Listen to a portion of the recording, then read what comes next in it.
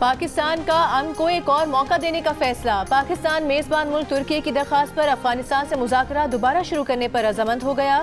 ज़राए का कहना है मुज़ाकरात पाकिस्तान के अफगानिस्तान से दहशतगर्दों के खिलाफ वाज़ेह, काबिल तस्दीक और मौसर कार्रवाई के मरकजी मुतालबे पर होंगे। पाकिस्तान ने एक बार फिर जोर दिया है कि अफगान सरजमीन पाकिस्तान के खिलाफ दहशतगर्दी के लिए इस्तेमाल न हो। मुज़ाकरात दोबारा शुरू करने के लिए पाकिस्तानी वफ़द का इस्तांबुल में क़याम बढ़ गया है।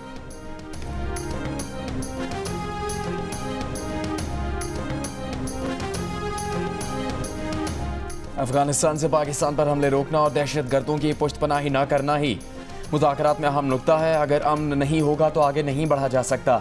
वज़ीर दिफ़ा ख्वाजा आसिफ ने वाज़े कर दिया। अमन और एतमाद की बहाली तक अफगानिस्तान के साथ तिजारत की बहाली को भी मुस्तरद कर दिया। जियो न्यूज़ से गुफ्तगू में कहा कि कतर और तुर्की मुज़ाकरात में कामयाबी के लिए कोशा हैं। दोनों सालिसों की कोशिश है कि मुज़ाकरात में किसी किस्म का तातुल ना हो। अभी तक मुज़ाकरात में कोई ब्रेक थ्रू नहीं हुआ। दोस्त ममालिक के कहने पर अगर काबुल दहशतगर्दों के पुष्टपनाही नहीं करेगा तो बेहतरी का इम्कान है।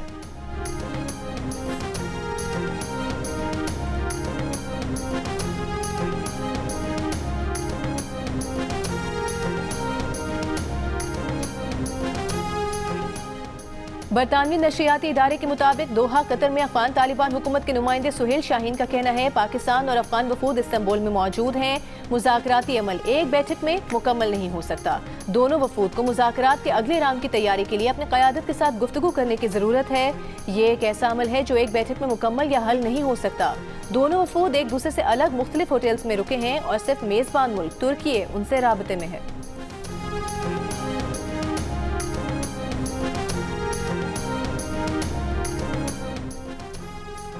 बाजौड़ में पाक अफगान सरहद पर खवारिज की दरअंदाजी की कोशिश नाकाम बना दी गई। सिक्योरिटी फोर्सेस की कार्रवाई में 4 खवारिज हलाक। ISPR के मुताबिक खवारिज ने 29 और 30 अक्टूबर की दरमियानी शब दरअंदाजी की कोशिश की। हलाक खवारिज में हाई वैल्यू टारगेट खारजी रहनुमा अमजद उर्फ मज़ाहिम भी शामिल है। हलाक खारजी सरगना भारतीय आलाकार तंजीम फितनल खवारिज की रहबरी शोरा का हिस्सा था और कानून नाफिज करने वाले इदारे को तवील अरसे से मतलूब था। हुकूमत ने इसके स्तर की कीमत 50 लाख रुपये मुकर्रर की थी।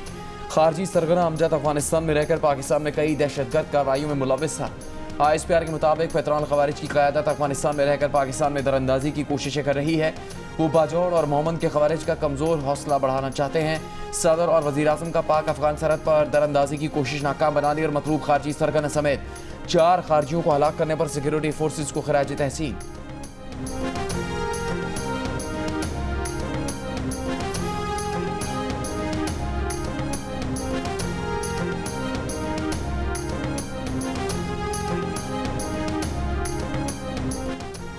बलूचिस्तान में सिक्योरिटी फोर्सेस की 2 कार्रवाइयों में भारतीय हिमायत याफ्ता 18 दहशतगर्द हलाक। ISPR के मुताबिक कोयटा के इलाके चिल्तन में दहशतगर्दों की मौजूदगी की इत्तला पर इंटेलिजेंस बेस्ड ऑपरेशन भारतीय हिमायत याफ्ता 14 दहशतगर्द हलाक हुए।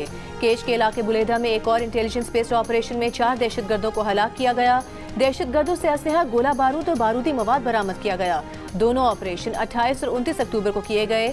सदर आसिफ अली जरदारी, वज़ीर आज़म शहबाज शरीफ, वफाकी वज़ीर दाखिला मोहसिन नकवी और वज़ीर आला बलूचिस्तान सरफराज बुख्ती का भारतीय हिमायत याफ्ता दहशतगर्दों के खिलाफ कामयाब ऑपरेशंस पर सिक्योरिटी फोर्सेस को खिराज तहसीन।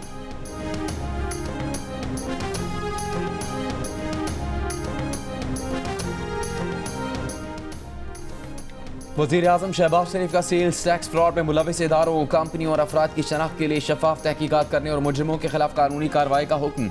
FPR इस्लाहात जायजा इजलास में वज़ीर आज़म को 2018-2019 के टैक्स फ्रॉड पर ब्रीफिंग दी गई। वज़ीर आज़म ने 3 हफ्तों में रिपोर्ट तलब कर ली। पाकिस्तान रेवेन्यू ऑटोमेशन लिमिटेड का बैनुल-अक़वामी कंसल्टेंसी फर्म से फॉरेंसिक ऑडिट करवाने का हुक्म दे दिया। आज़ाद कश्मीर कानून साज असम्बली के नए कायदे ऐवान से मुतालिक मुशावरत के लिए सदर आसिफ जरदारी और वज़ीर आज़म शहबाज शरीफ की मुलाकात आज ऐवान सदर में होगी। मुलाकात में आज़ाद कश्मीर में तहरीक अदम एतमाद पेश करने के वक्त का तयन किया जाएगा। ज़राए के मुताबिक बिलावल भुट्टो जरदारी और पीपल्स पार्टी और मुस्लिम लीग नून के वफूद भी मुलाकात में शरीक होंगे।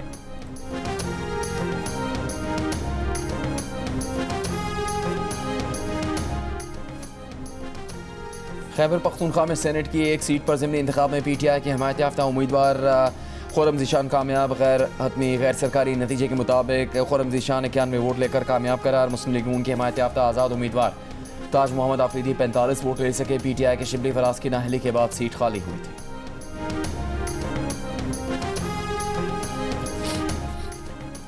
वज़ीर आला सिंध मुराद अली शाह ने कराची में ट्रैफिक खिलाफ वर्जी पर होने वाला पहला ई चालान माफ कर दिया। IG सिंध से मुलाकात में कहा जुर्माना दूसरे ट्रैफिक ई चालान से वसूल किया जाए, पहला ई चालान एक वार्निंग के तौर पर लिया जाए।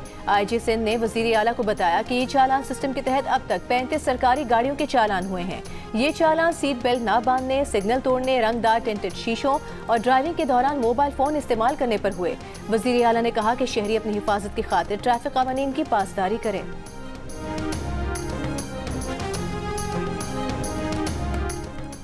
वज़ीर आज़म शहबाज शरीफ से वफाकी वज़ीर दाखिला मोहसिन नकवी की मुलाकात, अपने हालिया दौरा ओमान और ईरान के हवाले से आगाह किया। मुलाकात में मुतल्लिका वजारत के उमूर के हवाले से भी गुफ्तगू की गई। मुल्क में सैनिटरी पैड्स पर 40% तक टैक्स एक गरीब मुल्क में खवातीन को महज औरत होने की सजा देने के मुतरादिफ है। वकील माहनूर उमर ने लाहौर हाई कोर्ट में दायर दरखास्त में मुतालबा किया कि हुकूमत इस गैर मुनसिफाना और इम्तियाजी टैक्स को खत्म करे। माहनूर उमर का कहना है कि अगर ये टैक्स खत्म हो जाए तो लड़कियों की स्कूल हाजिरी बेहतर हो सकेगी, खवातीन ज्यादा पुरसुकून, खुश और सेहतमंद रह सकेंगी। यूनिसेफ के मुताबिक पाकिस्तान में सिर्फ 12% खवातीन सैनिटरी पैड्स खरीदने की इस्तिताअत रखती हैं।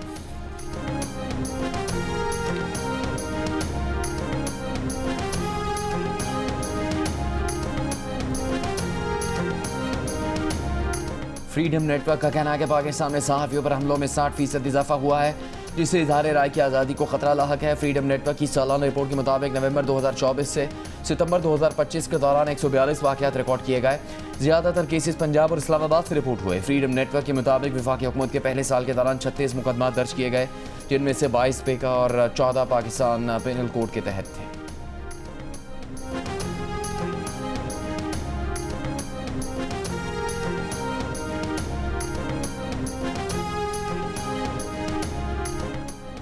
कराची में वर्ल्ड कल्चर फेस्टिवल 2025 का बाकायदा आगाज कल से होगा। 141 ममालिक के फनकार शिरकत करेंगे। फेस्टिवल 7 दिसंबर तक जारी रहेगा।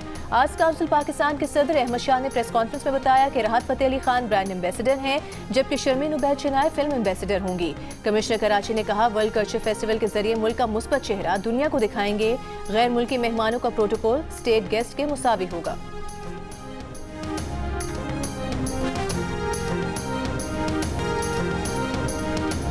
नामवर पाकिस्तानी निशाद अमरीकी मौसीकार शेरजान अहमद का गीत दिस न्यू एज के ग्रैमी अवार्ड्स में बेहतरीन ऑल्टरनेटिव रॉक म्यूजिक परफॉर्मेंस के लिए बाज़ाबता तौर पर नामजद होने जा रहा है। शेरजान अहमद का कहना है कि मारूफ नगमा नगार और प्रोड्यूसर लैरी डोस्किन का ये गीत इंसानियत के मुस्तकबिल और नई समतों पर सवाल उठाता है।